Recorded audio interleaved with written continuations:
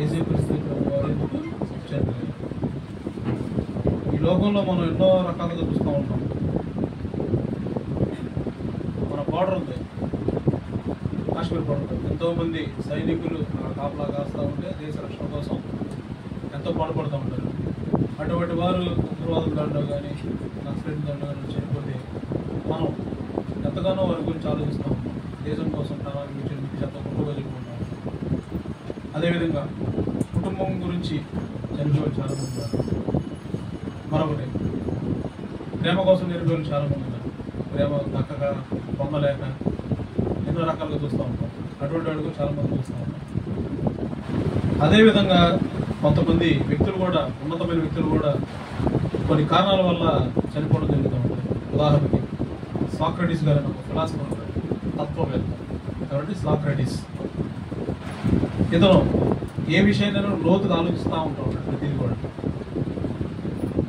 లోతుగా ఆలోచించడం, పొలిటికల్గా కానీ దేని పరంగా బాగా లోతుగా ఆలోచించి దానికి ఇదైతే బాగుంటుంది, ఇదైతే బాగుంటుంది అని చెప్పి చెప్తూ ఉంటాడు సాక్రటీస్. అది నచ్చక అతన్నే చంపేశారు. మరొకటి మన దేశం వారికి స్వాతంత్రం కోసం మా దగ్గర ఎంతోమంది ప్రాణాలు విడిచిన వాళ్ళు ఉంటారు, చనిపోయిన వాళ్ళు ఉంటారు. వాళ్ళు ఎక్కువగా మనం ఎవరి గురించి చెప్పుకుంటూ ఉంటాం? గాంధీ గారి గురించి చెప్పుకుంటాం. ఎందుకని? అతను ముందుండి నడిపించాడని చెప్పేసి. అతని గురించి నేటికి కూడా ఆయన జయంతికి పురస్కరించుకొని సెలవులు అన్నీ జరుగుతూ ఉంటాయి. అతని గురించి కూడా చెప్పుకుంటూ ఉంటాం. మరొక అతను ఉన్నాడు, మార్టిన్ లూథర్ కింగ్ గారు. మంచి సివిల్ రైట్స్ కోసం పోరాడిన వ్యక్తి. ఈరోజు అమెరికాలో అంతమంది జనం స్వేచ్ఛగా చక్కగా ఉన్నారంటే మార్టిన్ లూథర్ కింగ్ దేవాళ్ళు. వాళ్ళ పౌర హక్కుల కోసం మార్టిన్ లూథర్ కింగ్ ఎంతగానో పాటుపడ్డాడు. అదే సమయంలో దేవుని పనిలో కూడా అంతే ఉన్నతంగా ఎదిగాడు మార్టిన్ లూథర్ కింగ్ గారు. అలాంటి వ్యక్తిని ఆ దేశం నచ్చగా చాలామంది చంపించేశారు. ఈ విధంగా మనం చెప్పుకుంటూ పోతామంటే ఎంతోమంది మన ముందు ఉంటా ఉంటారు. ఫలానోళ్ళు దీనికోసం చనిపోయారు, ఫలానా దీనికోసం చనిపోయారు. ఈ మధ్య మళ్ళీ బ్రెయిన్ డెడ్ కేసులు ఉన్నప్పుడు అవయవాలు దానం చేసి మా బిడ్డను వాళ్ళు చూసుకోండి అని చెప్పేసి, మా బిడ్డ త్యాగం వల్ల ఈరోజు మా బిడ్డ బతుకున్నాడని చెప్పి చెప్పుకోవడం చాలామంది గమనిస్తున్నారు. కానీ యేసుక్రీస్తు ప్రభువు వారు ఎందుకు చనిపోయారన్నది నేటి సమాజంలో ఎంతోమంది ఏలాలుగా మాట్లాడుతూ ఉన్నారు, చాలా చులకనగా మాట్లాడుతూ ఉన్నారు. అందరూ యూట్యూబ్లో చూస్తూనే ఉంటాం, ఎంతో దారుణంగా మాట్లాడుతున్నారు. వాటన్నిటిని బట్టి చాలామంది కామెంట్స్ చేస్తూ ఉంటున్నారు. చాలా సహనంగా సమానం చెబుతున్నారు క్రైస్తవులు ఆ విషయాల్లో. అందరి బట్టి దేవునికి స్తోత్రం చెల్లించుకున్నారు. అసలు యేసుక్రీస్తు ప్రభువు వారు ఎందుకు చనిపోయారు, దేనికోసం? మొదటిగా ఆయన భక్తిహీనుల కొరకు మరియు పాపుల కొరకు చనిపోయారు. అవునంటారు కాదు కాదు? భక్తిలో ఉన్నారు కొరకు చనిపోయారా, పరిశుద్ధంగా కొరకు చనిపోయారా, లేకపోతే భక్తిహీనుల కొరకు చనిపోయారా, పాపుల కొరకు చనిపోయారా? ఎవరి కోసం చనిపోయారు యేసుక్రీస్తు ప్రభువు వారు? మనలాగే భక్తిహీనంగా ఉన్న వాళ్ళు, మనలాగే పాపం చేసిన వాళ్ళు, వీళ్ళందరూ భక్తిలో ఉండాలి, పాపం చేయకూడదు, పరిశుద్ధంగా జీవించాలని చెప్పేసి యేసుక్రీస్తు వారు మన కోసం చనిపోయారు. పరిశుద్ధ గ్రంథం చూసుకునే మనం అపోస్తలుడైన పౌలు గారు రోమీయులకు రాసిన పత్రిక 5వ అధ్యాయం 6వ వచనం చదువుకోండి. రోమీయులకు రాసిన పత్రిక 5వ అధ్యాయం 6వ వచనం. ఏలయనగా మనం ఇంకా బలహీనులమై ఉండగా క్రీస్తు యుక్తకాలమున భక్తిహీనుల కొరకు చనిపోయాడు. ఎందుకు చనిపోయినట్టే? మనం ఇంకా పాపులమై ఉండగానే క్రీస్తు మన కొరకు చనిపోయాడు. అదేవిధంగా భక్తిహీనుల కొరకు కూడా చనిపోయాడు. ఈ రోజుల్లో మనం కూడా మన దేవుని సన్నిధిలో రాకముందు మనం కూడా ఎంత భక్తిహీనంగా ఉన్నాము, ఎన్ని పాపాలు చేశామో, దేవుని వాక్యానికి అంత విరుద్ధంగా నడుచుకున్నామో మనందరికీ తెలుసు. ఈరోజు మనం దేవుని యొక్క త్యాగాన్ని, దేవుని యొక్క మరణం గురించి తెలుసుకొని ఈరోజు మనం భక్తిహీనత నుంచి, పాపం నుంచి విడుదల పొందాం. ఎంతమంది విడుదల పొందారు భక్తిహీనత నుంచి, పాపం నుంచి? క్రీస్తు రక్తంలో కడుగుబడిన ప్రతి ఒక్కరు కూడా భక్తిహీనత నుండి, పాపం నుండి విడిపించబడాలి. అటువంటి దేవుడు మన కొరకు ఎంతగా తన ప్రాణాన్ని త్యాగం చేశాడు మనందరం కూడా జ్ఞాపకం చేసుకోవాల్సిన సమయం అండి. దేవుడు మన కొరకు ఎందుకు చనిపోయాడు, మనం ఆయన కొరకు ఏం చేస్తున్నాం, ఏం చేయమన్నాడు, మనం ఏ విధంగా నడుచుకుంటున్నాం అనేది మనం గ్రహించినట్లయితే కొంతకాలం భక్తిలో చక్కగా కొనసాగుతూ ఉంటాం. ఏదో ఒక సమస్యలు శోధనలు వస్తూ ఉంటుంది. ఆ సమస్య వచ్చిన శోధనలు వచ్చినప్పుడు మనం ఎంతగానో చింతించిపోతూ ఉంటాం. అయ్యో ఎంత భయంకరమైన సమస్య నాకు వచ్చింది, ఎంత దారుణమైన పరిస్థితి నాకు ఎందుకు ఎదురైతే అని వాటి గురించి ఆలోచిస్తూ ఉంటాం. కానీ మన కొరకు దేవుడు చనిపోయాడు. ఎందుకు చనిపోయాడు? మన భక్తిహీనతలు ఉండటం వల్లే దేవుడు చనిపోయింది, మన పాపం చేయడం వల్ల దేవుడు చనిపోయింది. మళ్ళీ అటువంటి భక్తిహీనతలోకి మనల్ని తీసుకెళ్ళడానికి ఈ సమస్యలు, ఇబ్బందులు, ఈ వాతావరణం అంతా కూడా అపవాది సృష్టిస్తూ ఉంటాడు. కానీ మనకి దేవుడిని మన కొరకు ఎందుకు పంపించడానికి మనం జ్ఞాపకం చేసుకోవాలి కూడా. ఎందుకంటే మనలో భక్తిహీనత లోపిస్తూ ఉంటుంది. దేవుళ్ళకి వచ్చే కొద్దీ దేవుళ్ళకి రావడం అపవాదికి ఇష్టం లేదు. వీళ్ళు ఎట్టైనా బయటికి తీసుకోవాల్సిన భక్తుల నుంచి నేను ఎంతగా వెళ్ళి పాపానికి ప్రేరేపించి భక్తిహీనతకు ప్రేరేపించి చేసి నన్ను విడిచిపెట్టి వెళ్ళిపోతున్నానని చెప్పేసి అపవాదికి పాపం ఉండిద్దాం. అటువంటి అపవాది మనల్ని ఎప్పటికప్పుడు దేవుడు దూరం చేయాలని ఆలోచిస్తామంటే ఈ సమస్యలు పెడతాం. వచ్చిన చిన్న సమస్యలుగా మనం దెబ్బలు పడతా ఉంటే రేపు రాబో ఉగ్రత నుంచి మనల్ని ఎవరు కాపాడగలరండి? ఆయన ఉగ్ర ఎంత భయంకరంగా ఉంటుందో మనతో నేను తెలిసేవాళ్ళు. పాత నిబంధన కాలంలో సొదొమ గొమొర్రాలో ఎంత భయంకరంగా ఉగ్రత చూపించాడు దేవుడు మనతో తెలిసిన విషయం. ఒక్కళ్ళన్నా మిగిలేరా? ఎవరు మిగలరా? ఆ ఉగ్రతతో పోల్చుకుంటే మనకు వచ్చే సమస్యలు, మనకు వచ్చే ఇబ్బందులన్నీ ఒక లెక్కండి. మనకి ఎంత వాటికి అయితే శోధన ఉండాలో అంత వాటికే దేవుడు అందిస్తూ ఉంటాడు. ఈ శోధనలు వచ్చిన ఇబ్బందులు చెప్పేసి మనం తప్పిపోతూ ఉంటాం, భక్తులు వేసి తప్పిపోతూ ఉంటాం, పాపంలో పడిపోతూ ఉంటాము. ఈ ఒక్క పాపకి ఏం కాదులే, ఈ ఒక్క తప్పకి ఏం కాదులే అని చెప్పి చేసేవాళ్ళు చాలా మంది రోజులు ఉన్నారు. మొట్టమొదటిగా ఏంటంటే దేవుని ఎడల భయభక్తులు మనం ఎవరెవరికో భయపడుతూ ఉంటాం. మన అధికారులకు కానీ, మన మేస్త్రులకు కానీ, పనిచేసే స్థలంలో కానీ ఎక్కడైనా మనం చాలా భయపడతాం. భయభక్తి చూపిస్తూ ఉంటాం, వాళ్ళకి విధేయతగా మనం నడుచుకుంటూ ఉంటాం. కానీ దేవుని విషయంలో వచ్చేసరికి మనం ఆ విధంగా ప్రవర్తిస్తూ ఉంటాం. నేనే దానికి ఉదాహరణ. ఉద్యోగానికి ఇచ్చిన విలువ దేవుని మాటలకి, దేవుని వాక్యాన్ని నేను విలువ. దేవుడు నాకు ఎంత కృప చూపించాడు, ఎంత తోడుగా ఉన్నాడు, నాకున్న పనుల్లో కానీ, కుటుంబ విషయాల్లో కానీ ఎన్ని పరిస్థితులు ఎదురైనా కూడా దేవుడు నాకు ప్రతి విషయంలో తోడుగా ఉన్నాడు. కానీ ఆ విధమైన కృతజ్ఞత కలిగి నేను జీవించుకుంటాను. దేవుడు హెచ్చరిస్తూ ఉన్నాడు ఈరోజు మనకి, భక్తిహీనతలో పడిపోతాండి, పాపంలో పడిపోతాడు, మీ కొరకు నేను ఎదురు చనిపోయిన ఒకసారి జ్ఞాపకం చేసుకుని చెప్పేసి దేవుడు ఈరోజు మొత్తం మాట్లాడుతూ ఉంటాడండి.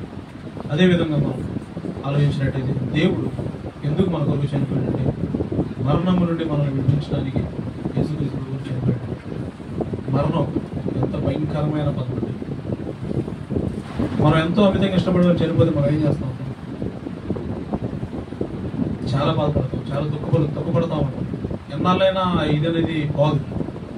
చాలా లోతుగా ఆలోచిస్తూ ఉంటాం, ఎందుకు జరిగింది అట్లా, ఎందుకు చనిపోయాడు. ఉదాహరణకి మొన్న రీసెంట్గానే మన సహోదరుడు ప్రేరణ గారు చనిపోయాడు.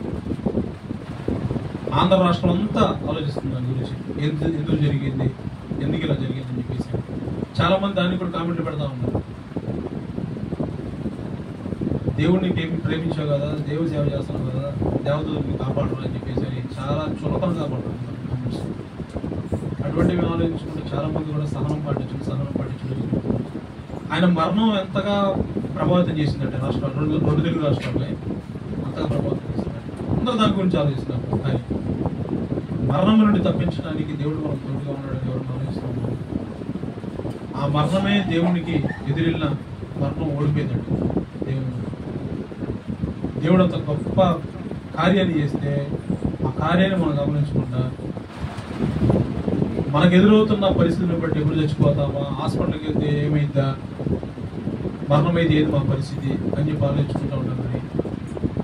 ఈ మరణం సమీపించక ముందే మనం ఏ విధంగా జీవించాలని చెప్పేసి దేవుడు మనకి చాలా చక్కగా వివరిస్తూ ఉంటాడు. పరిశుద్ధంగా మనం దేవుడి పనులు చేస్తూ ఉంటాయి, దేవుని భయభక్తులు ఎదుగుతూ ఉంటాయి, పాపాన్ని విడిచిపెట్టాలి, పరిశుద్ధంగా జీవించాలి, ఆయన ఆజ్ఞానుసారం నడుచుకోమని మనం చెప్తున్నాం. మనల్ని ఏమడుగుతున్నాడు దేవుడు? అసలు మన కోసం దేవుడు ఎందుకు మరణించాలండి? మరణించాల్సినంత అవసరం ఏమో దేవుడికి? ఆయన మనలాగే లోకానికి వచ్చాడు, మనలాగే ఉన్నాడు. కానీ ఏదైనా పాపం ఉంటుందా? అసలు ఎందుకు మరణించాలి మీకోసం? నేను ఒక మాట అన్నట్టు మన పరిస్థితి ఏంది ఈరోజు? మనం అయిపోయి ఉండేవాళ్ళం. అటువంటి దేవుడే మనల్ని మరణం నుండి తప్పిస్తాము. మరణం అంటే ఏ మరణం? శారీరక మరణం, ఆత్మీయ మరణం. చెప్పాలి మీరు. శారీరక మరణం నుంచి తప్పిస్తా ఉన్నాడు, ఆత్మీయ మరణం నుంచి తప్పిస్తా ఉన్నాడు. ఆత్మీయ మరణం. ఈ శరీరం కేవలం నిష్ప్రయోజనం. ఆత్మీయ మరణాన్ని మన దేవుడు తప్పిస్తా ఉంటున్నాడు. ఒకసారి చూద్దాం. హెబ్రీయులకు రాసిన పత్రిక 2:15 హెబ్రీయులకు రాసిన పత్రిక 2:15 కాబట్టి ఆ పిల్లలు రక్త మాంసం గలవారి ఆ ప్రకారమే మరణం యొక్క బలము గల వారిని అనగా అపవాదిని మరణము ద్వారా నశింపజేయుటకును జీవితకాలం మధ్య మరణ భయము చేత దాస్యమునకు లోబడిన వారిని విడిపించుటకును ఆయన కూడా రక్త మాంసములు పాలివాడారు. చూడండి చక్కగా చెప్తున్నాడు. మరణం యొక్క బలము గల వారిని అనగా అపవాదిని. అపవాదికి బలం ఉందా లేదా? మనం మరణంలోకి దగ్గర చేయడానికి ఉంది. మరణము ద్వారా నశింపజేయుటకు జీవితకాలం అంతయు మరణము చేత దాస్యమునకు లోబడిన వారిని విడిపించుటకును. మరణ భయం చేత దాస్యానికి లోబడిన వారిని విడిపించడానికి దేవుడు కూడా మనలాగే రక్తమాంసములతో పాలువాడాడు. భయపడ్డాడు మరణం వేడుకుంటాడు. ఒక క్షణం మాత్రం దేవుడు తండ్రిని వేడుకుంటే, తండ్రి ఈ శోధం నుంచి ఈ మరణం నుండి నన్ను తప్పించని చెప్పంటే క్షణం మాత్రం సరిపోదా తప్పించడానికి మాత్రం. కానీ దేవుడు అర్థం అడగలేదు. నేను కూడా మీలాగే ఉన్నాను, మీలాగే పెరిగాను, మీలాగే ఉన్నాను, కానీ నేనే పాపం అందించుకోలేదు. నన్ను మరణం నుండి తప్పించడానికి నా దేవుడు నాకు తోడుగా ఉన్నాడు, సిద్ధంగా ఉన్నాడు. కానీ నేను కూడా మీలాగే రక్తమాంసాన్ని పాలువాడి ఈ రోజు నేను ఎందుకు చనిపోతాను ఇప్పుడంతా గ్రహించాలని చెప్పేసి దేవుడు మనల్ని వాక్యం ద్వారా హెచ్చరిస్తూ ఉన్నాడండి. ఎంతగానో అలగొట్టపడ్డాడు, ఎంతగా దున్నపడ్డాడు. ఏదో చిన్న గాయం తగిలితే మనం తట్టుకోలేము. అటువంటిది దేవుడు ఎన్ని కొరడా దెబ్బలు కొట్టారు, ఎంతగా ఆయన చర్మాన్ని చీల్చారు, ఎంత భయంకరంగా పక్కటెంగులు కూడా బయటపడేంత విధంగా కొట్టారంటాడు దేవుడు. బయటకు కనిపిస్తూ ఉంటాడు. అంతటి దారుణమైన పరిస్థితుల్లో కూడా దేవుడు తన తండ్రి చిత్తాన్ని చేయాలనుకున్నాడు, కానీ ఆయన సొంత చిత్తాన్ని చేయాలనుకున్నాడు. అటువంటి దేవుడు మనకు కలిగి ఉన్నది మనం ఎంతో గొప్పగా ఆయన గురించి చెప్పుకోవాలి. కానీ ఈరోజు ఆ విధంగా మనం చెప్పుకోవట్లేదు. అక్కడ ఎంత దారుణంగా ఉంది పరిస్థితి బయట. కానీ దేవుడు మన కొరకు మరణించడం మనం ఎంతో కృతజ్ఞత కలిగి జీవించాలి. ఆయన తలుచుకుంటే మన నుండి బయటకు వచ్చేయకూడదు. మనల్ని ప్రేమించి మనం కూడా అదే విధంగా జీవించి తండ్రి తన కొరకు ఏదైతే కార్యం చేయాలనుకున్నాడో తన బిడ్డలమైన మనకు కూడా అదే విధంగా ఆ మరణం నుండి మనం తప్పించబడాలని మనకి మాది ఉంచిపోయాడు. తండ్రి మనకు సాయం చేస్తాడు ఏ విషయంలో. కుమారుడు మనకు ఇష్టమైన కుమారుడిని మన కోసం పంపించాడంటే తన కుమారుని కానీ మనల్ని ఇంకెంతగా ప్రేమిస్తున్నాడు ఆలోచించుకోవచ్చు. అబ్రహాం గారు తన కుమారుడిని బలిగా అర్పించమంటే అర్పించడానికి తీసాడా? తీయలేదండి. కానీ ఈరోజు దేవుడు వచ్చి మనల్ని అడిగితే అదేవిధంగా మాట సాహసం చేస్తామా? అస్సలు సాహసం చేయము. మనం ఎంత భక్తిపరులమైనా కూడా సాహసం చేయము. సమస్య లేదు అసలు. ఇదేందా ఈ మాట మాట్లాడుతున్నావు, నువ్వు నాకు ఇచ్చిన కుమారుడు నా కుమార్తెని ఎట్లా బలిగేయమంటావు, నేను ఎవరని చెప్పి సంతదిస్తున్నాను. అదేవిధంగా తండ్రి కూడా అర్థం చేసి వారిని పంపించుకుంటే ఈ లోకానికి మరణం నుండి మనల్ని తప్పించడానికి ఆ విధంగా చేయబడినది మన పరిస్థితి ఏంటి ఈరోజు. మరణం మనం భయంకరంగా ఏది మనల్ని సమస్త మానవాళిలో ఎవరు ఉండేవాళ్ళం కాదు. ఈ విధంగా ఆయన మాటలో మనం చెప్పుకుంటున్నామంటే, ఆయన గురించి వింటున్నామంటే కేవలం దేవుని మహాకృపను బట్టి ఈరోజు మనం అందరం ఈ విధంగా ఉన్నామండి. మనం ఖచ్చితంగా ఆ మరణం నుండి తప్పించబడతాం. ఎప్పుడు మనం తప్పించబడతాం? ఎప్పుడైతే దేవుని వాక్యానుసారం నడుచుకుంటామో, ఆయన చిత్త ప్రకారంగా మనం ఆయన అడుగుజోడలు నడుచుకుంటూ ఉంటాము, ఆయన మరణాన్ని ప్రకటిస్తూ ఉంటాము. ఎంతమంది బిడ్డలు మనం నడిపించేవారం ఉండడానికి మనకు దేవుడు తోడుగా ఉంటాడు. అటువంటి పరిస్థితి దేవుడు మనకు ఖచ్చితంగా సహాయం చేస్తూ ఉంటాడు. ఎన్నో పరిస్థితుల్లో ఈ రోజుల్లో చూస్తూ ఉంటాం. సువార్త ప్రకటించడానికి వెళ్ళినప్పుడు, పరిచయం చేయడానికి వెళ్ళినప్పుడు ఎన్నో భయంకరమైన దాడులు జరుగుతూ ఉంటాయి. ఆ విధంగా విడిచిపెట్టారు పరిచయం చేయకుండా. దేవుని ప్రేమను తెలుసుకున్నారు కాబట్టి వారందరూ కూడా ఆ విధంగా పరిచయం చేస్తున్నారు, ప్రకటిస్తున్నారు. ఎన్ని ఇబ్బందులు ఎదురైనా కూడా ముందుకు కొనసాగిపోతుంటారు. ఏ విధంగా కొనసాగుతున్నారంట? దేవుడి యొక్క భయభక్తిని కలిగి, విశ్వాసం కలిగి, పాపం లేకుండా ఆయన చెప్పిన పని చేస్తున్నారు కాబట్టి ఈరోజు దేవుడు కూడా తోడుగా ఉండి నడిపిస్తున్నారు. అలానే ఎవరికి అందరికీ తోడుగా ఉండరు, కొంతమంది తోడుగా ఉండరు చెప్పలేదు. అందరికి తోడుగా ఉంటాడు దేవుడు. ఒకడుగు ముందుకేయాలి మనం. ఒకడుగు ముందుకేసి దేవుడు మన చేతులు చేసిన కార్యాలను మనం చూస్తాం. అటువంటి మరణం నుండి దేవుడు మనం ఖచ్చితంగా తప్పిస్తా అని చెప్పి మనకి వాక్యం ద్వారా తప్పిస్తున్నాడు. మరొకటి తెలుసుకుందాం. దేవుడు ఎందుకు చనిపోయాడు మన కోసం? సొత్తుగా ఉండడానికి. ఎందుకండి? తన సొత్తుగా ఉండడానికి దేవుడు మన కొరకు చనిపోయాడు. చదువుకున్నాడు. తీతుకు రాసిన పత్రిక 2:14. తీతుకు రాసిన పత్రిక 2:14.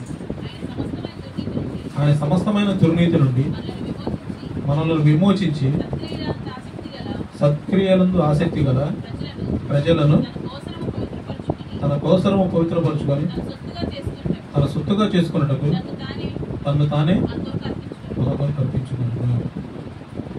ఆయన సమస్తమైన దుర్నీతి నుండి మనల్ని విమోచించి. ఈ లోకమంతా నీతిమయంగా ఉందండి.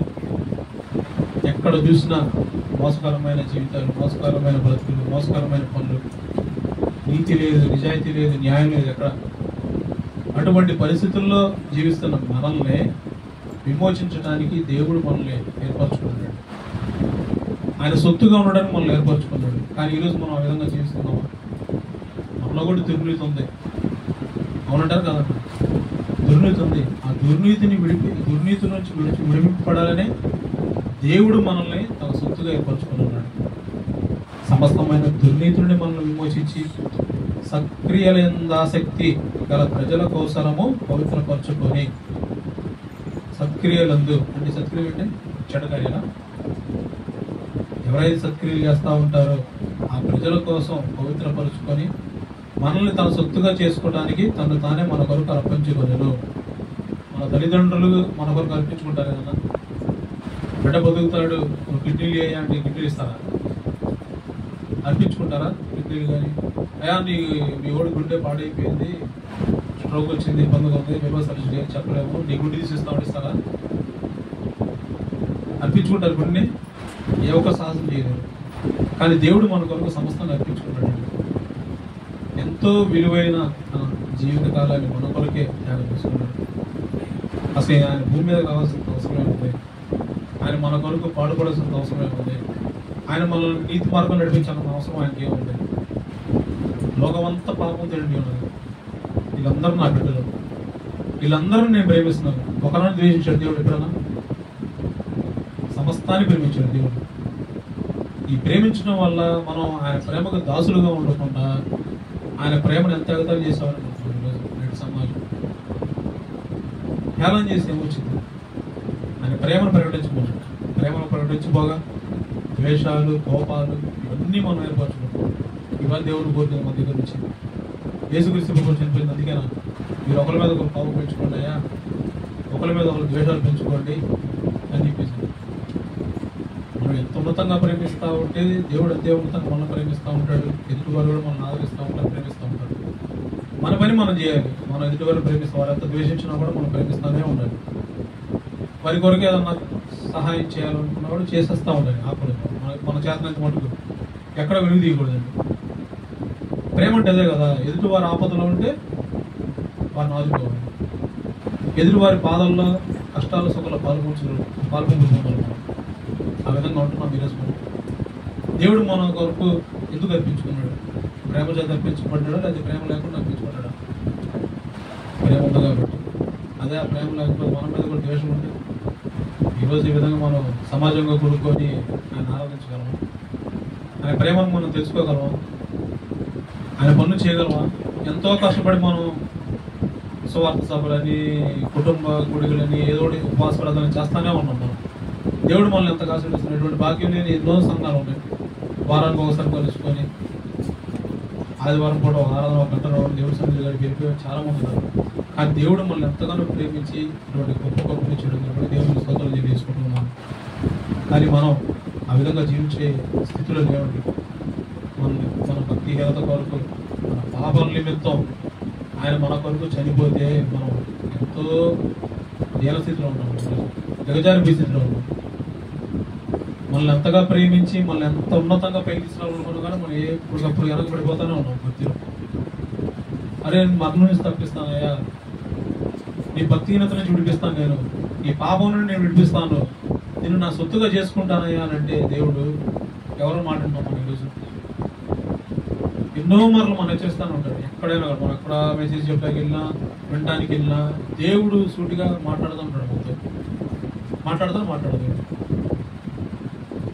ఎవరు ఏ సందర్భంలో ఉన్నారో వాళ్ళతో మాట్లాడుతూ ఉంటాడు. ఎవరు ఏ స్థితిలో ఉన్నారో, భక్తిలో ఉన్నారో, పాపంలో ఉన్నారో వారి గురించి మాట్లాడుతూ ఉంటాడు దేవుడు. అవన్నీ విని మనం గ్రహించేవాలనుకుంటున్నాం. ఈరోజు దేవుడు నా గురించే మాట్లాడాడు, నాతోనే మాట్లాడాడు, దేవుడు నా కొరకు చనిపోయాడని ఎవరన్నా గ్రహించగలుగుతున్నాం? ఏదో వెళ్తున్నాము, వింటున్నాము, వస్తున్నాం అంతే. పాటించే వాళ్ళు చాలా అరుదుగా ఉన్నారండి. విని గ్రహించి గద్దెంపుకు లోపడినారు. ఆ గద్దెంపుకి ఎవరైతే లోపడతారో, ఆయన మాటలు ఎవరైతే విని విశ్వాసం ముందుకెళ్తారో దేవుడు వారందరం కూడా విడిపిస్తాను. ఇంకా సమయం ఇస్తానే ఉన్నాడు మనకి. ఎందుకు ఇస్తున్నాడు? మన బిడ్డలు ఇంకా మారుతారు, ఇంకా ఉన్నతంగా నాలో వస్తారని చెప్పేసి దేవుడు ఎంతగానో ప్రేమించి ఇంకా మనకి కేవలం ఈరోజు మనం బతుకున్నామంటే మన గొప్పతనం కాదు, మన పేరు కాదు, ఇది కాదు, ఆయన దయ వల్లే మనం బతుకున్నాం. అనుదినం ఆయనకి మన ఎడలు పుడుతున్న వాత్సల్యం బట్టి మనం ఈ విధంగా జీవించగలుగుతున్నాం. అటువంటి దేవుడిని మనం ఎందుకు దూరం చేసుకుంటాం? మనం దూరం చేసుకుంటున్నాం, దేవుడే మనకు దూరం అవుతున్నాడు. మనంతా మనమే దేవుడిని దూరం చేసుకుంటాం. ఆయన ఎంత దగ్గరికి వస్తున్నా కూడా మనం త్రోసేస్తున్నాం. మన పనులని, మన ప్రయాణాలని, ఏదో ఒకటి ఏదో రూపంలో మనం అపవాది పెడతానన్నాడు, మనం త్రోసేస్తాం. దేవుడు మనం విడిచిపెట్టాడు. మనల్ని ఎంతగానో ప్రేమిస్తున్నాడు ఇంకా దేవుడు. కాబట్టి మనందరం కూడా ఎంతగానో దేవుని సొత్తుగా ఉండడానికి ప్రయాసపడాలండి. ఇంకా ఎవరన్నా ఈ రోజుకి భక్తిహీనత నుండి, పాపంలో ఉంటే వాళ్ళందరూ కూడా ఆ భక్తిహీనత నుండి, పాపం నుండి విడుదల పొందాలని కోరుకుంటున్నాం. అలాగే దేవుడు ఖచ్చితంగా మనల్ని ఆత్మీయ మరణాలను తప్పించి మనల్ని మరి ఆ నిత్యరాజ్యానికి వాసన చేయడానికి దేవుడు సిద్ధంగా ఉండడం మనం గ్రహించాలండి. నిత్యతను తీసుకెళ్ళినంత అవసరం దేవుడు మనల్ని చిన్న పాపం చేసిన పాపే కదా, చిన్న తప్పేది తప్పే, దాన్ని బట్టి మనం పరలోరాజ్యం కోల్పోతాం. అటువంటిది కూడా లేకుండా దేవుడు మనల్ని తన నిత్యత్వాన్ని తీసుకెళ్ళని చెప్పేసి అని ఈరోజు కూడా అవకాశం పెడుతుంది. మారండి అయ్యా, పాపాన్ని విడిచిపెట్టండి, భక్తిహీనతను విడిచిపెట్టండి. మీకు ఎన్ని కష్టాలు, ఇబ్బందులు, శ్రమలు ఎదురైనా కూడా మీరు నా మాట విని ఆ మాట ప్రకారం నడుచుకోండి. మిమ్మల్ని ఆదరిస్తా అంటున్నాడు దేవుడు, కాపాడుతా అంటున్నాడు, విడవని అంటున్నాడు, ఎడబాయని అంటున్నాడు. ఎన్ని మాటలు చెప్పినా కూడా మనం దేవుడిని విశ్వసించట్లేదు. అదేవిధంగా మనం ఎవరినైనా డబ్బులు అడిగితే రేపు ఇస్తానా అంటే ఎంత అమ్మ పెట్టుకోండి. చాలా అవసరం ఉంది. హాస్పిటల్ ట్రీట్మెంట్ చేయాలి, డబ్బులు లేవు దగ్గర. హాస్పిటల్ ట్రీట్మెంట్ ఖచ్చితంగా చేయాల్సింది, చేస్తేనే బ్రతుకుతాడు. అది లేదని చెప్పేసి మనం డబ్బుల కోసం తిరుగుతాం కదా, కాళ్ళు ఎరగాలో తిరుగుతాం. చివరిగా ఎక్కడ కోసం దొరుకుతారు. రేపు ఇస్తానా అంటారు. ఎంత నమ్మకం పెట్టుకుంటాం మనం? పెట్టుకుంటాం కదా. తెల్లారి వెళ్ళిన తర్వాత లేవు డబ్బులు చెప్పండి, మన పరిస్థితి. అదేవిధంగా దేవుడు ఈరోజు మనకు అవకాశం ఇచ్చాడు. కాసేపు అయితే ఏం జరిగిందో తెలియదు మనకి, మరుక్షణం ఏం జరిగిందో మనకు తెలియదు. దేవుడు మనం అడగాలి కదా, నీ మాట చెప్పావు కదా ఇప్పుడే నాకు, నేను విన్నాను కదా, మరి ఈ క్షణంలో జరిగిపోయింది అని చెప్పంటే నేను నీకు ఎన్నోసార్లు అవకాశం ఇచ్చాను, ఇప్పుడు అవకాశం ఇచ్చాను. అంటే ఎవరి హృదయంలో ఎటువంటి ఆలోచనలు ఉన్నాయో మనకు తెలియదు. ఎవరి హృదయాన్ని వాళ్ళకి తెలుస్తుంది. ఆ హృదయాన్ని సృష్టించిన దేవుడికి మాత్రమే తెలుస్తుంది. ఉండడం కాదుంటారు. ఆ హృదయ ఆలోచన కూడా దేవుడు గమనిస్తూ ఉంటాడు. ఇదే నీ ఆకర్షణ, క్షణం మాత్రం జరగదు. ఇది కూడా ఆ క్షణం మాత్రంలోనే మనం మార్పు పొందవచ్చు. ఆ క్షణం మాత్రంలోనే ఆ మారు మనస్సు కలగకుండా చేయడానికి అపవాది కూడా అవకాశం ఉంది. మనం గ్రహించట్ల, దేవుడు మనతో మాట్లాడుతున్నా కూడా మనం గ్రహించట్ల. నా సొత్తు అంటున్నాడు దేవుడు, నేను ఎందుకు సొత్తు అవ్వాలి, ఎలా సొత్తు అవుతానని చెప్పేసి ఆలోచిస్తున్నాను. సొత్తు అంటే ఆస్తి, ప్రాపర్టీ కాదు. మన ఎవరి ప్రాపర్టీ? అపవాది ప్రాపర్టీ, దేవుడి ప్రాపర్టీ. దేవుని సొత్తే కదా మనం. మన దేవుని సొత్తుకి ఏ విధంగా జీవించాలి ఆ విధంగా జీవించగలుగుతున్నాం. ఉంటాయి సమస్యలు, ఎవరికైనా ఉంటాయి, కష్టాలు ఎవరికైనా వస్తానే ఉంటాయి. కానీ దేవుడి యందు మనం ఎందుకు విశ్వాసం ఉంచడం? మన మనసులో కలిగిన ఆలోచన కలగడం కారణం అపవాది స్థానం ఇస్తున్నాం అంటే దేవుని మాట మన హృదయంలో లేదు. ఉంటే వస్తే అపవాది ఆలోచన వచ్చినా వెంటనే ప్రార్థన చేసుకుంటాం, లేదా ఏదో వాక్యం జ్ఞాపకం చేసుకుని చదువుతూ ఉంటాం. అటువంటి ప్రార్థన లేదంటే, వాక్యం లేదంటే మన దేవుడు ఉన్నాడు. మనకి అపవాదికి అవకాశం ఇచ్చినట్టే, మరణానికి అవకాశం ఇచ్చినట్టే కదా. ఈ రోజు కాదు, రేపు కాదు, రెండు ఖచ్చితంగా అపవాది సాహసం పడితే మరణమైన తర్వాత మనం విద్యతను చదవాలి.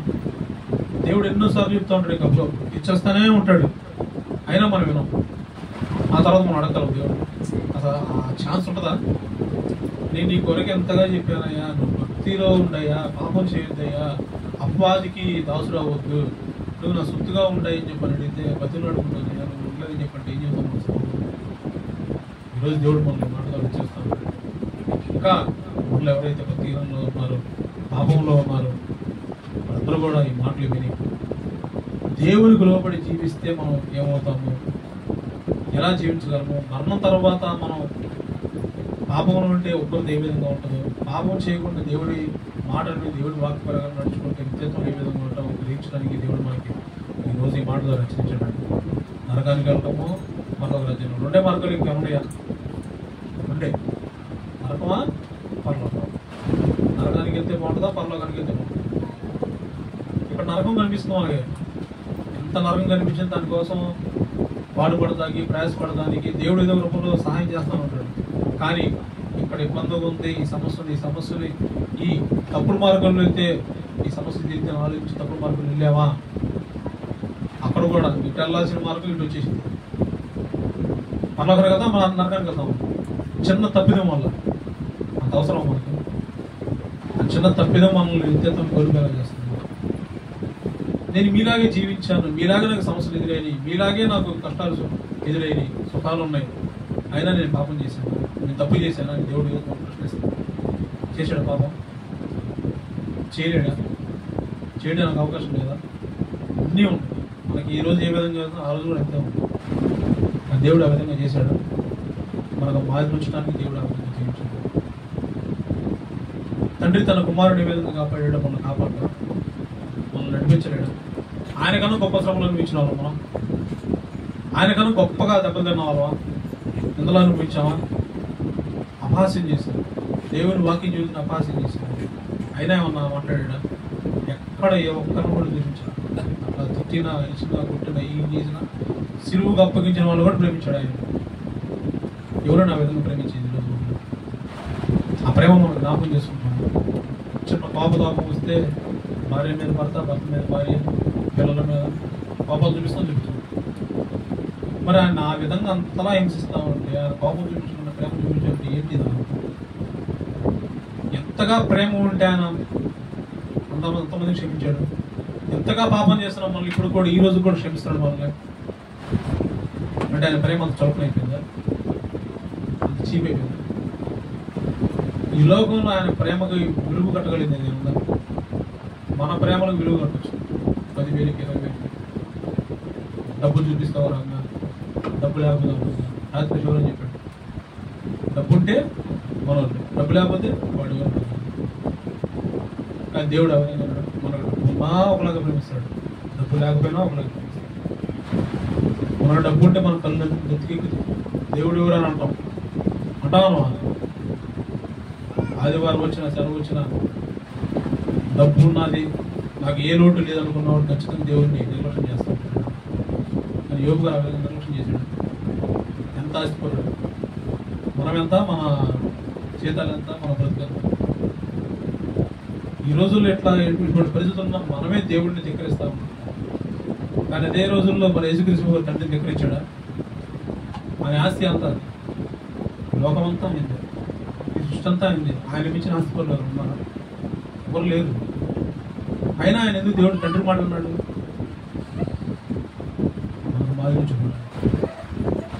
తండ్రి నన్ను ఏ విధంగా అయితే ప్రేమిస్తున్నాడో మిమ్మల్ని అందరూ అదే విధంగా ప్రేమిస్తున్నాడు అయ్యా. నన్ను ఏ విధంగా అయితే కాపాడాడో మిమ్మల్ని కూడా అదే విధంగా కాపాడుతున్నాడు. పాపం నుండి విడిపిస్తాడు, భక్తి హీనత నుంచి విడిపిస్తాడు, మరణం నుండి విడిపిస్తాడు. ఆయన ఆస్తికర్తలుగా మిమ్మల్ని చేస్తా అంటున్నాడు. ఆయన ఉన్న ఐశ్వర్యాన్ని మీకే ఇస్తాను అంటున్నాడు అని చెప్పేసి మనకు చెప్తున్నాడు. కానీ మనం ఐశ్వర్యాన్ని పొందుకోగలుగుతున్నాము, ఆయన ఆస్తికర్తలుగా మనం ఉండగలుగుతున్నాము. మనం ఎంత ప్రార్థన చేసినా, ఎన్ని కానుకలు ఇచ్చినా, ఎంత చేసినా కూడా దేవుని ఎడల భయభక్తులు లేకుండా, దేవుని ప్రేమ లేకుండా, మన ఎదుటివారి ప్రేమ లేకుండా ఎంత చేసినా సుందరు సాగిపోండి సార్. మీరు ఎంత చేయండి చూడండి, డబ్బులు ఇచ్చి భక్తి లేకుండా చేస్తే ఏమో నువ్వు భక్తి లేకుండా ఆదివారం పూట ప్రాంతంలో వచ్చేసి ఒక గంట గడిపేసి మీ ప్రభుత్వాలను కాపాడాలని రక్షించేయండి. ఎందుకు కాపాడాలి దేవుడు? అయినా కూడా దేవుడు మనం ప్రేమించి కాపాడుతున్నాడు. అప్పుడన్నా గ్రహిస్తున్నాము, గ్రహించు. కృత మెరుగులు చేస్తున్నామంటే లేదు అనమాట. ఎందుకు ఈ విధంగా జరుగుతుంది? ఎందుకండి ఎందుకంత దూరం అయిపోతుంది దేవుడు? మనం దేవుడి మాట విన్నంతసేపు చక్కగా మందిరంలో చక్కగా వింటాము, చక్కగా హృదయంలో ఉంటాయి మాటలు. బయటికి వెళ్ళగానే వచ్చేస్తాడు, మళ్ళీ ఉన్నాడు లోపలికి వచ్చేస్తాడు దగ్గరికి. ఎందుకు అవకాశం ఇస్తున్నాం మనం? బయటికి వెళ్ళగానే లోకానుసారమైన దాంట్లో పడిపోయి ఆ మాటలు పెట్టా ఈ మాటలు పెట్టా దేవుళ్ళు మాకు ఎవరు భద్రపరుచున్నప్పటి వరకు బయటికి వెళ్ళిపోయారు. మళ్ళీ ఏదైనా సమస్య ఎదురైనప్పుడు ఆ వారంలో మళ్ళీ దేవుడు గుర్తొస్తాడు. ఆ దేవా ఆ రోజు ఆ మాట చెప్పావు కదా, మాట ఇచ్చాడు దేవుడు కాపాడుతానని, ప్రతిసారి అదే పని చేస్తాడు. ఇచ్చిన అవకాశం సద్వినియోగం చేసుకుంటాం మనం, చేసుకోకపోవటం వల్ల ఇంకా ముందుకు వెళ్ళిపోతా ఉన్నాం. పాపాలు వెళ్ళిపోతాం. ఏదో ఒక రోజు ఒక ఎండుగడ్డ పడిపోయిన తర్వాత నువ్వు ఎంత ప్రయాసపడినా ఎంత ఆగులేడినా దేవుడు మనల్ని మళ్ళీ పర్వాలేదు చేసుకుంటాడు. ఉదాహరణగా లాజరు ధనవంతుడు అక్కడ చూసిన పరిస్థితి అంతా చూశాడు. ధనవంతుడు ఏమనుకున్నాడు? ఆ విధంగా మనం అనుకోగలమా? అసలు ఛాన్స్ ఉండిద్దా? ఉండదు. కాబట్టి ఈరోజు దేవుడు మనం చేస్తున్నాడు, మీరు పాపాన్ని విడిచిపెట్టండి, భక్తిని విడిచిపెట్టండి, ప్రేమ కలిగి జీవించండి, నా సొత్తుగా ఉండండి. ఆ విధంగా జీవితం మనం, ఆ విధంగా జీవించి మనకి ఎన్ని సమస్యలు ఏదైనా నలుగురు మన గురించి మంచిగా చెప్పుకోవాలి కానీ చెడు చెప్పుకోలేదు. మనం ఈరోజు మహాత్మా గాంధీ గురించి కానీ, మార్టిన్ లూథర్ కింగ్ గురించి కానీ, మన బోర్డర్లో పనిచేసిన సైకిల్ గురించి ఎందుకు చెప్పుకుంటాం? మరి ఎన్నో మంచి పనులు చేశారు. ఆ విధంగా మన గురించి మంచి చెప్పుకోపోయినా పర్లేదు కానీ చెడు మాత్రం చెప్పుకోకూడదు. మనం ఎన్ని మంచి పనులు చేస్తున్నా ఎదురువరకు కనిపించే విధంగా చేయకపోయినా పర్లేదు కానీ దేవుడు తెలుసు మనం మంచి చేస్తామో చెడు చేస్తాం. మన అంతరాత్మకు తెలుసు మనం మంచి చేస్తామో చెడు చేస్తాం. చెడు ఆలోచన వచ్చినట్టే చెడు మాత్రం పక్కన పెట్టేసుకోవాలి. వెంటనే ప్రార్థన చేసుకోవాలి, లేకపోతే ఆత్మీయులతో కలిసి మాట్లాడాడు, అందుబాటులో ఫోన్ చేసి మాట్లాడాడు. ఒకటి ఆలోచన వస్తే దేవుడు ఖచ్చితంగా సహాయం చేస్తాడు. ఎన్నో సందర్భాల్లో నేను కూడా అట్లా ఎదురయ్యి మళ్ళీ గారితో మాట్లాడతాను, కానీ మాస్టర్ గారితో మాట్లాడుతూ చేస్తా ఉంటాను. అట్లా ఇబ్బంది దేవుడు తోడుగా ఉంటాడు. ఆ కాసేపు బాగానే ఉంటుంది, మళ్ళీ ఆఫీసులో పరిస్థితులు ఎదురవుతాయి, మళ్ళీ మరి కోపం వచ్చేసింది. కోపం దేవుని నెరవేర్చింది, దేవుని పనులు నెరవేరిస్తే కోపం. ఎన్నో శోధనలు ఎదురవుతాయి. అన్నింటినీ మనం మదిలోకి తీసుకోకూడదు. ఒక చేతిలో చూస్తుంది నేను కూడా ప్రజలను తీసుకున్నామంటే ఖచ్చితంగా మనం ఆ తర్వాత తప్పిపోకూడదని దేవుడు మనకి ఈరోజు ఎన్నో మాటలు చెప్తా ఉన్నాడు. కాబట్టి మనందరం కూడా ఎక్కడ కూడా భక్తిని కోల్పోకుండా ఉన్నతంగా దేవుని కొరకు భక్తి చేస్తారనుకుంటారని, పాపాన్ని విడిచిపెట్టి పాపుల్ని ప్రేమించి ఆయన సన్నిధి నడిపించాలని కోరుకుంటూ ఈ కొద్ది మాటలు చూస్తానండి. దేవుడు కొద్ది మాటలు దీవించుకున్నాక చిన్న ప్రార్థన చేసుకున్నాం. మహాపరిశుద్ధ కృపాశక్తి సంపూర్ణ పరిశుద్ధ తండ్రి యేసుక్రీస్తు వారు ఎందుకు చనిపోయారో తండ్రి కొద్ది మాట తండ్రి వివరించడానికి ఇచ్చిన గొప్ప తండ్రి మేము ఎంత భక్తిహీనతలో ఎంత పాపంలో ఉన్నాం తండ్రి. మమ్మల్ని ప్రేమించి తండ్రి నీ విరుకుమారులకు మమ్మల్ని కడిగి తండ్రి శుద్ధీకరించి మాకు నూతన మనసు నూతన హృదయం దయచేసిన విధానం మీకు అభినందించుకుంటాము. కానీ తండ్రి మీకు ఇష్టం కదండి అయ్యా, మీకు ఇష్టమైన బిడ్డలుగా తండ్రి మిమ్మల్ని ప్రేమించే వారంగా ప్రేమను ప్రకటించే వారంగా ఏదైనా ముందు జీవించకపోతే అయితే మమ్మల్ని క్షమించండి. ఇక నుంచి అయినా తండ్రి మీ కొరకు చేసుకోవడానికి భక్తిలో ఉన్నతంగా కొనసాగడానికి ప్రేమానురాగాలు పంచుకోవడానికి తండ్రి ఎక్కడ కూడా ద్వేషాన్ని మేము పెట్టుకోకుండా తండ్రి ప్రతి ఒక్కరిని ప్రేమిస్తూ మీదే రాజ్యస్థాపన కొరకు ప్రవేశపడగలను సాధించండి. నా తదంతరం మాట్లాడుకుంటే మీ దాసులతో మీ ఆత్మస్వామిగా కనిపించండి. మాకు కావాల్సిన మాటలు దయచేయండి. అలాగే తండ్రి ప్రేమ పరిశ్రమలో తండ్రి పనుల పాల్గొనడానికి యోగ్యత కలిగి పాల్గొనడానికి సహాయం దయచేయండి. తండ్రి నీ కొరకు వేడుకుంటున్నాం తండ్రి. కార్యక్రమంలో మీ పరిశుభ్రంగా అప్పగించండి. సమస్త మహిమాఘనత ప్రభావం మీరు మాత్రమే పొందుతున్నాయి. మా ప్రభును ప్రియ రక్షకుడు యేసుక్రీస్తు చేస్తున్నాము. ఈ ప్రార్థన మనం అప్పగించుకుంటున్నాము. మా ప్రియ